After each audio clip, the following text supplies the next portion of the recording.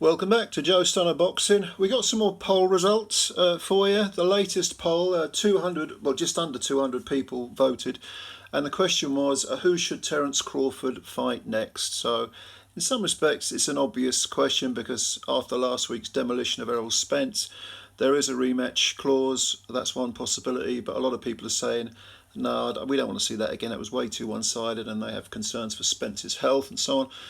So, yeah, let me go through the results then. So, with 13%, 13% of people, again, this is just under 200 votes, so it's a modest poll, but might give you a little overview. 13% of people said they wanted to see Terence Crawford fight Errol Spence again. 13%. With 30%, it was Jaron Boots Ennis. 30%, 3-0, said they want to see Crawford fight Ennis. I think that'd be a really intriguing match. The older master, he'd be 36 by the time he has his next fight, Crawford, and the young gun coming into town. It's all very sort of high noon. I'd really like to see that fight, and I hope that we get to see them fight before Terence walks off into the sunset for a much-deserved retirement. But 30% of you said, yeah, let's see that next. Now then, with 52%, by far the biggest percentage, Jermell Charlo, the current, I was going to say undisputed light middleweight champ, but he is only undisputed until his fight with Canelo Alvarez, because the WBO have said they're going to strip him of their title. So if Crawford moved up, as we kind of think he probably will do, whether it's for the Spence rematch or whether it's for Charlo or, I don't know, maybe even Tim Tszyu. Yeah, it's only going to, if it's against Charlo, it'll be for 3 of the belts, because Tszyu has been promoted, whatever, to full fat flavour. These may make me laugh, these ruling bodies, but he is now the full fat WBO champ. Okay, apparently he got it through the post or something. I don't know what the hell it is. Not knocking Tim Tszyu, he's a good fighter, but come on, man. I mean, Jermell Charlo and Spence would be for 3 of the belts: the IBF, the WBA, and the WBC. It's a shame though, because if they were to fight, it would give Spence a chance to become, undisputed in a 3rd consecutive weight division, which of course would be remarkable. But if he wants all 4 belts, it'll have to be Charlo and then Tszyu, or whoever else has got the other belt, the WBO one. It's a shame, because Spence has been a very loyal servant's the wrong word, but he's had a good relationship with the WBO, going back to when he won the WBO lightweight title off Ricky Burns, and also he won the light middleweight. That was his first light middleweight belt against Jeff Horn. So it's a shame that the WBO have broken up that undisputed roster. There we are. It is what it is.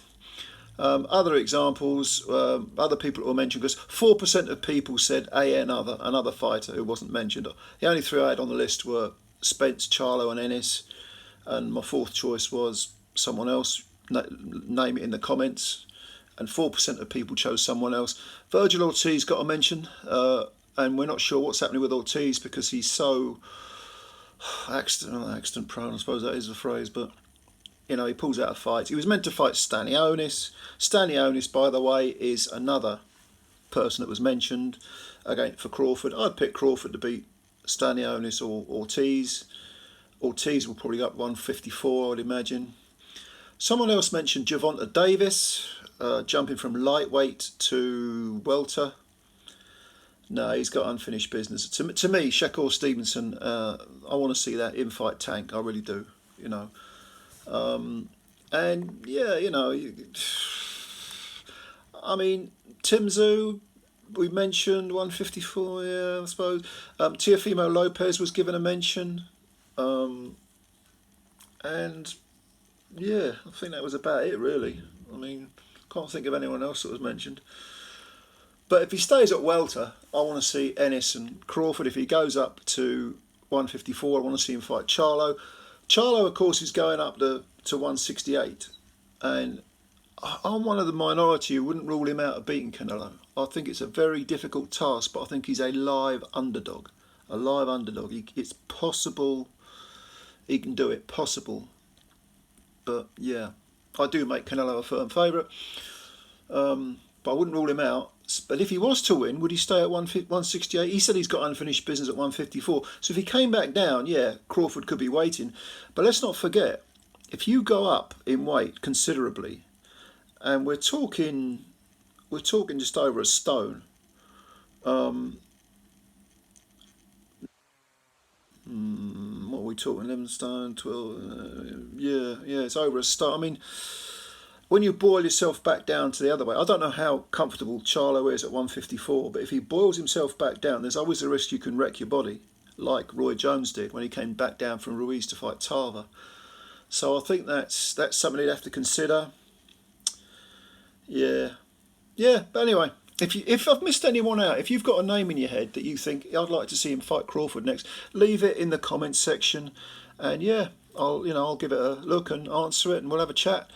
As always, thanks for your time. I do appreciate you watching the videos. Spread the word about Joe Stunner Boxing. Subscribe to the channel. Hit the subscribe button. Takes a second and helps us out a big deal. And the like button as well, if you don't mind. Appreciate your time, fellas and ladies. Speak to you again soon. Bye for now.